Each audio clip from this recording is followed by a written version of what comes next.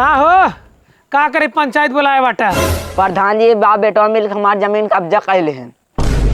कहा रे हरी लो बात सही है ताई जबरदस्ती जमीन कब्जा करता है। नहीं सरकार माई बाप जबरदस्ती जमीन कब्जा नहीं करे है। तब कैसे कब्जा करे है?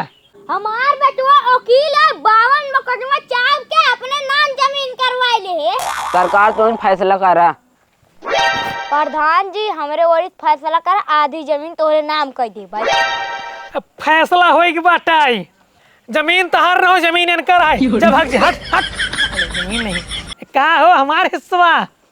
प्रधान जी यही कब्जा साइन करा आधी जमीन तहार। बंटिया